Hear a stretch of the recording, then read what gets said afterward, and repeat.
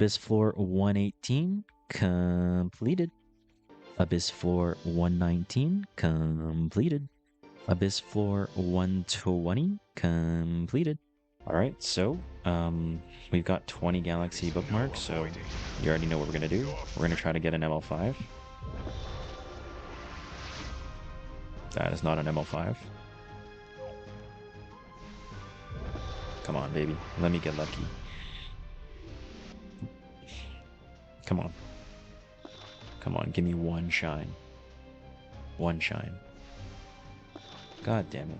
Fuck me. Abyss challenge mode floor 1 completed. We actually triggered the outrage and I didn't record a clip, so that's why we had to do it again with Aras, Aiden, Larina, and Momo. Abyss challenge floor 2 completed. Well, guys, I was just farming Rift and I actually ran into a little bit of a problem.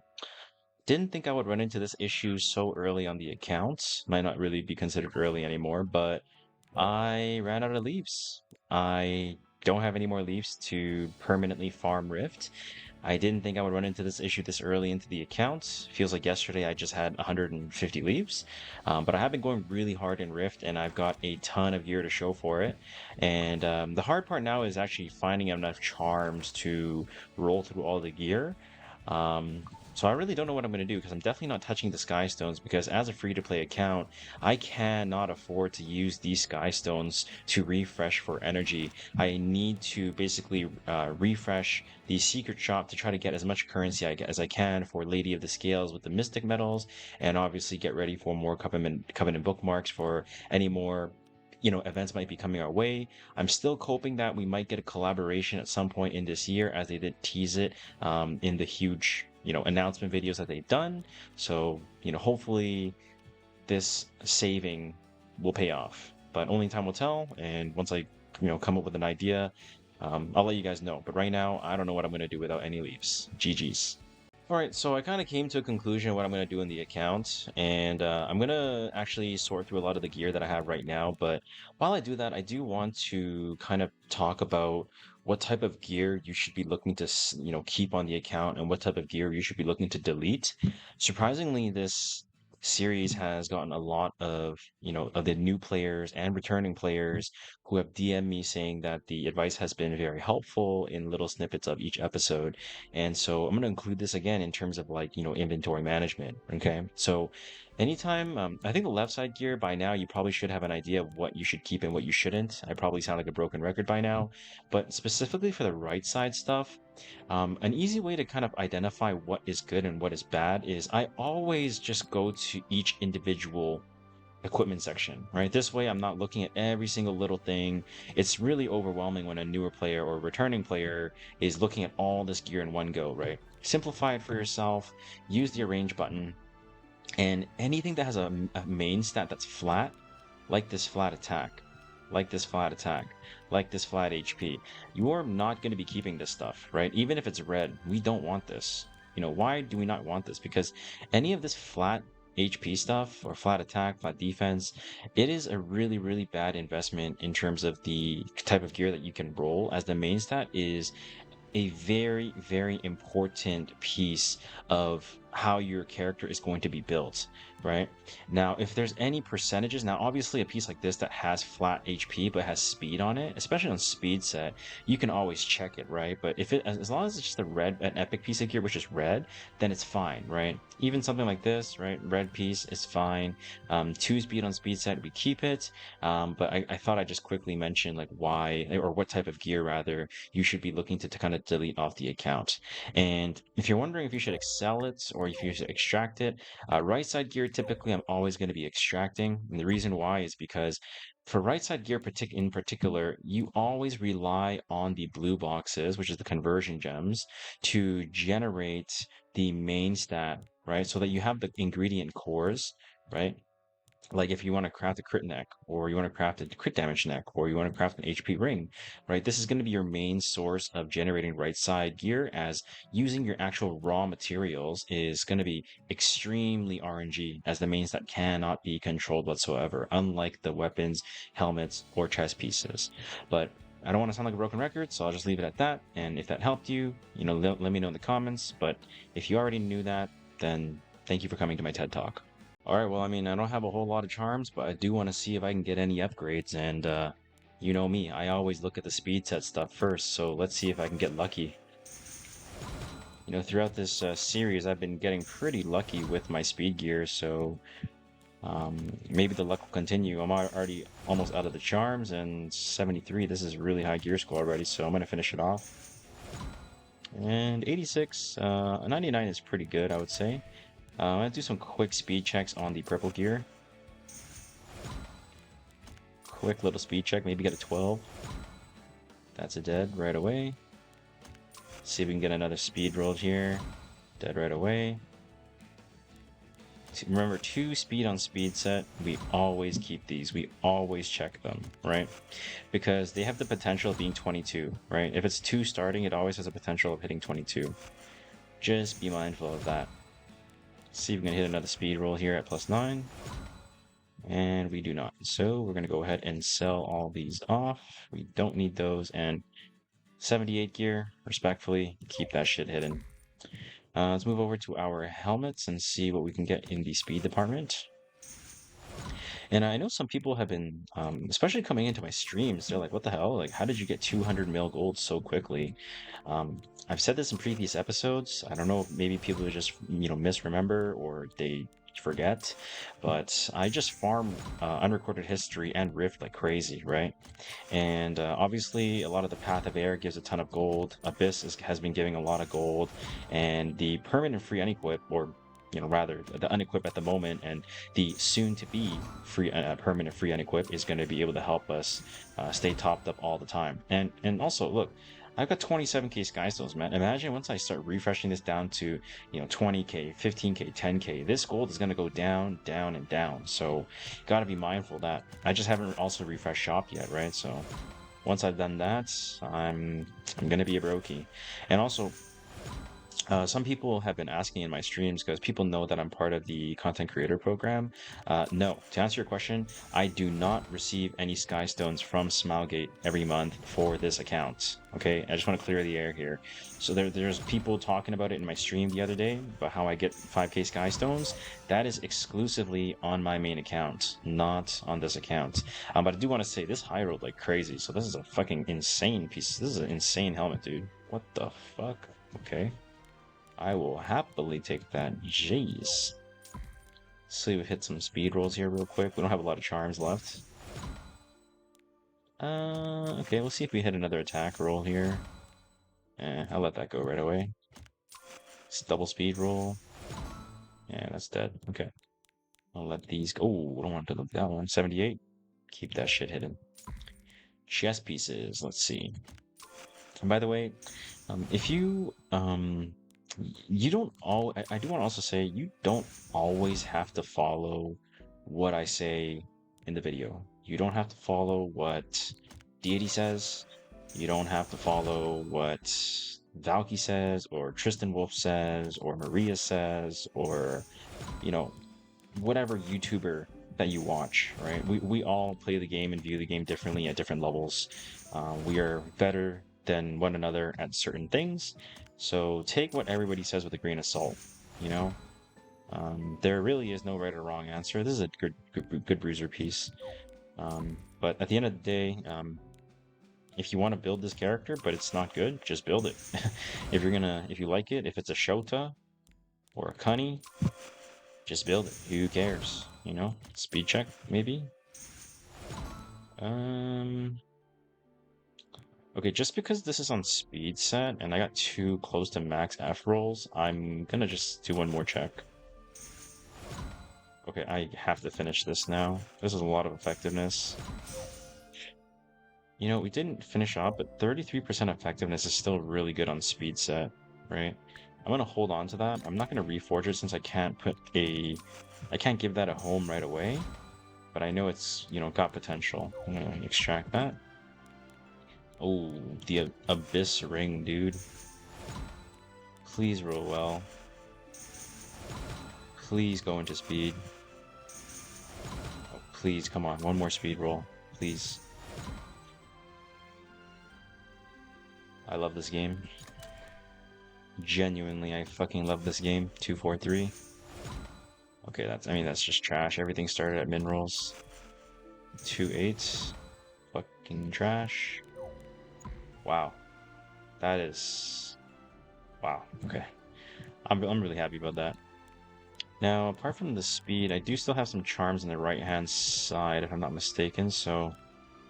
Let me see if I can get lucky real quick. 554.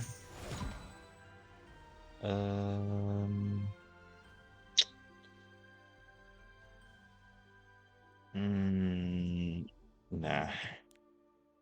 I'm pretty desperate for torrent gear, but I'm not that desperate to where I would just accept some bullshit. So I think that's another thing about rolling gear in Epic 7 is I think like a lot of players will get super fixated on. Okay, they're like, what the fuck is that? Honestly, I can use this on a Watcher Shuri though if I hit just attack these subs. Okay. I think a lot of players get hyper fixated. God damn it, fuck you. A lot of players get hyper fixated on, oh, I need to build this character, they need this set, right? And they're like, oh, it's okay if the gear score is kind of not good. You gotta you gotta be patient, right? You gotta be patient. You can't, force build units that are going to set your progression behind, right? For example, like if I can't build a like oh wait, shut up, Vic. Ah, rip. For example, right? Like if you can't make a really good, I don't know, uh ML Aria, for example, right? Because you don't have good Destro gear. Don't just go rolling random Destro gear hoping that you're gonna be able to get lucky, right? Like, or just settling. I mean, it's not worth it. It's not a good return on your investment, and the investment is going to be your charms and your gold, right? So just something to be mindful of. But that's all the rolling I have for you for now until I get more charms. Now, I guess something I want to also include in this video is what am I putting on Guild War Defense on a pretty new account, right? I think if you're like on a really, really brand new account, I wouldn't worry about it too much, but since I have joined a little bit more of a, quote unquote competitive guild, being in top 200, I'm trying to at least have like a semi decent defense. So I'm gonna have a 300 in speed Conquered Lilius on defense on Warhorn for max damage on my Hua Young. And you might be thinking like, what the fuck? Like, how does Vic already have a 300 speed Conqueror? I don't know what to say. Yeah, like I deserve the flame. It is what it is. But basically, I'm just going to do a quick generation of the gear that I can make, maybe on Destro. 19k is a bit low, 21k, good enough, right? And I'm going to put Holy Sacrifice on it just to be really cringe. And this way I'm just going to conk S3, I'm going to rely on outspeeding and go for the Hua into the Mort S3, right? Very generic comp. If they go for, Celine into my Hua, I still have Conqueror plus Mort winning potentially. Now, can you just go Zeo Cleave? Yes. Can you outspeed me with Litica or something? Yes. But if they outspeed me, it is what it is, right?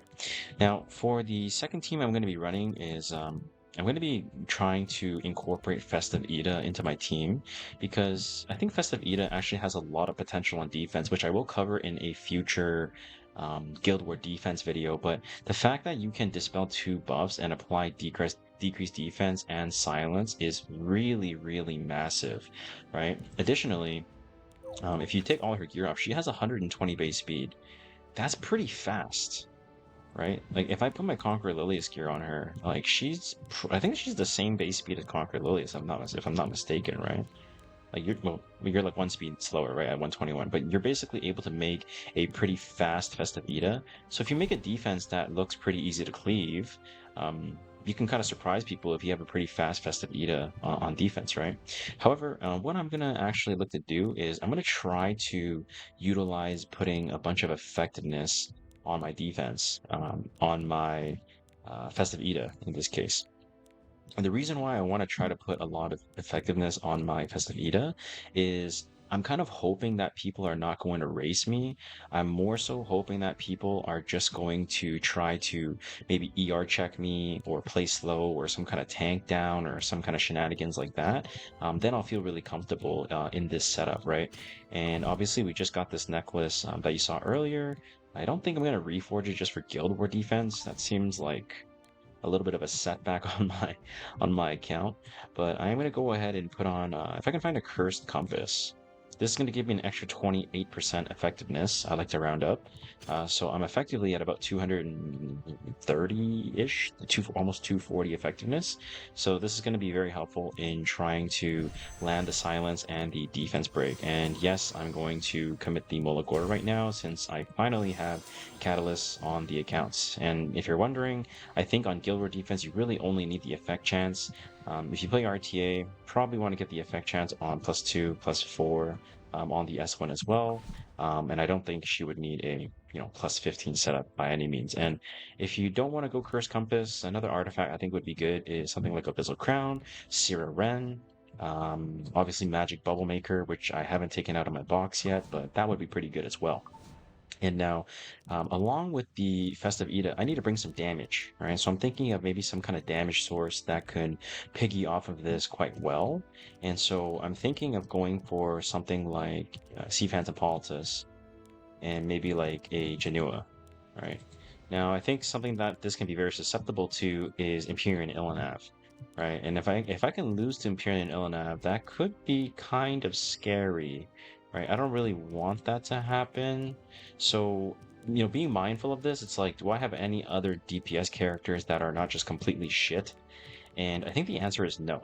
So we're just gonna have to hope they don't bring Empyrean Illinav, otherwise we are cooked. But I'm gonna gear up to the Sea Phantom. I'm not gonna milk this too much longer, so just want to give you guys an update on what I'm gonna put on Guild War defense on the top 200 account for now. Well, I guess one cool thing I wanted to share is I actually finished step 100 of the Hunt and Rift on Path of Air 65. I actually didn't know how many steps there were, so getting to that's kind of cool. Got a lot of charms from it, so that's a W. Okay, so I've been actively doing arena like just for conquest points, and kind of funny, like I always check my defense sometimes, and I'm just seeing like all these guys that are pushing like in arena, and they think it's just like a easy farm, and I'm like, I see a defense win, I'm like, that's kind of funny. You know why? Because I have a fucking level 5 Shuri on arena defense, man, just for 14 speed inference, so that all the people that are trying to race my Conquer Lilius, they just get punished, which is kind of funny because people end up racing it and then they lose because I outspeed, and then Hua gets to play, and then Aram gets to do her thing. It's just funny when people try to race me in arena. It is a good feeling when I see this. Alright, so after some careful deliberation, I actually made a decision to try to get some pulls for the Spirit Eye Celine. And the reason why I'm gonna go for Spirit Eye Celine is because she's so strong in Guild War, especially when you pair her with like Lidica and Frida.